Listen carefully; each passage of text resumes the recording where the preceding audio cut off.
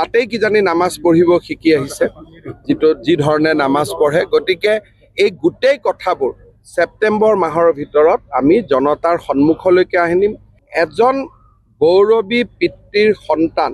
কেনেকৈ দেশৰ বিৰুদ্ধে যাব পাৰে অসমৰ এজন সাংসদে 15 দিন সময়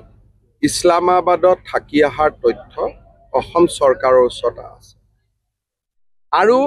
এই সংসদজনে পাকিস্তান দূতাবাসৰ লগত তেওঁৰ সম্পৰ্ক ৰাইজৰ সন্মুখত আছে আৰু বহুত কথা পোহৰলৈ আহিব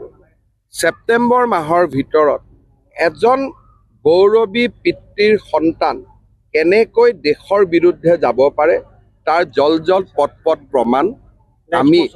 এক্সপোজ বুলি নকওঁ দেশৰ স্বাৰ্থত ৰাইজৰ সন্মুখত আনিব লাগিব আৰু মই আজিয়ে কৈছো যে 15 দিন ভাৰত চৰকাৰক নোকোৱাকৈ ইছলামাবাদত থাকি অহাৰো আমি প্ৰমাণ পাইছো আৰু বিভিন্ন প্ৰমাণ আমাৰ হাতত আছে গতিকে মই ভাবো যে তাতেই কিজানি নামাজ পঢ়িব শিকি আহিছে যি ধৰণে নামাজ পঢ়ে গতিকে এই গোটেই কথাবোৰ সেপ্টেম্বৰ মাহৰ ভিতৰত আমি জনতাৰ সন্মুখলৈকে আনিম পাকিস্তান আমাৰ ডাঙৰ শত্ৰু কিন্তু দেশৰ ভিতৰত থাকি পাকিস্তানৰ গুণগান কোৱাসকল তাতকৈ ডাঙৰ শত্ৰু এই কথাটো আমি মনত ৰাখিব লাগিব বাহিৰৰ মানুহজনক দেখিলে গম পাওঁ ই আমাৰ শত্ৰু কিন্তু নিজৰ জনক ঘৰত থাকিলে আমি গম নাপাওঁ এ আমাৰ শত্ৰু যি নহওক বিভিন্ন জনৰ সহায়ত আমি বহু দূৰ আগবাঢ়ি গৈছো সেপ্টেম্বৰ মাহৰ 30 তাৰিখৰ আগতে আমি প্ৰতিবেদন জনতাৰ সন্মুখত কি আউটালৈ আহে নাহে সেই সময়ত দেখা যাব কিন্তু বহুবিলাক প্ৰমাণ আছে আৰু বহুবিলাক বিস্ফোৰক তথ্য ৰাইজৰ সন্মুখলৈ আহিব মই এছেম্বলিটো কৈছো পাকিস্তানৰ লগত পৰিয়ালটোৰ সম্পৰ্ক স্পষ্টভাৱে আপোনালোকে দেখা পাব তাত কোনো বিশ্লেষণৰ কোনো কথাই নাথাকিব it will be black and white আপুনি বিচৰা বাতৰি পাব কেৱল নিউজ 18 এপত নিউজ 18 এপ ডাউনলোড কৰিবলৈ স্ক্যান কৰক এই QR কোড গুগল প্লে ষ্টৰতো পাব এই নিউজ 18 এপ তাতেই কিজানি নামাজ পঢ়িব শিকি আহিছে যি ধৰণে নামাজ পঢ়ে গতিকে এই গোটেই কথাবোৰ সেপ্টেম্বৰ মাহৰ ভিতৰত আমি জনতাৰ সন্মুখলৈকে আনিম এজন গৌৰৱী পিতৃৰ সন্তান কেনেকৈ দেশৰ বিৰুদ্ধে যাব পাৰে অসমৰ এজন সাংসদে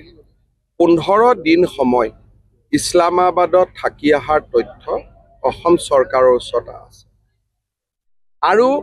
এই সংসদজনে পাকিস্তান দূতাবাসৰ লগত তেওঁৰ সম্পৰ্ক ৰাইজৰ সন্মুখত আছে আৰু বহুত কথা পোহৰলৈ আহিব সেপ্টেম্বৰ মাহৰ ভিতৰত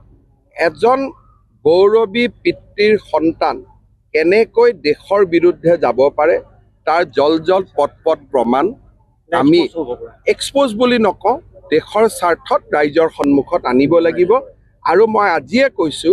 যে 15 দিন ভাৰত চৰকাৰক নোকোৱাকৈ ইছলামাবাদত থাকি অহাৰো আমি প্ৰমাণ পাইছো আৰু বিভিন্ন প্ৰমাণ আমাৰ হাতত আছে গতিকে মই ভাবো যে তাতেই কিজানি নামাজ পঢ়িব শিকি আহিছে যি ধৰণে নামাজ পঢ়ে গতিকে এই গোটেই কথাবোৰ সেপ্টেম্বৰ মাহৰ ভিতৰত আমি জনতাৰ সন্মুখলৈকে আনিম পাকিস্তান আমাৰ ডাঙৰ শত্ৰু কিন্তু দেশৰ ভিতৰত থাকি পাকিস্তানৰ গুণগান কোৱাসকল তাতকৈ ডাঙৰ শত্ৰু এই কথাটো আমি মনত ৰাখিব লাগিব বাহিৰৰ মানুহজনক দেখিলে গম পাওঁ ই আমাৰ শত্ৰু কিন্তু নিজৰ জনক ঘৰত থাকিলে আমি গম নাপাওঁ এ আমাৰ শত্ৰু যি নহওক বিভিন্ন জনৰ সহায়ত আমি বহু দূৰ আগবাঢ়ি গৈছো সেপ্টেম্বৰ মাহৰ 30 তাৰিখৰ আগতে আমি প্ৰতিবেদন জনতাৰ সন্মুখত কি আউটালৈ আহে নাহে সেই সময়ত দেখা যাব কিন্তু বহুবিলাক প্ৰমাণ আছে আৰু বহুবিলাক বিস্ফোৰক তথ্য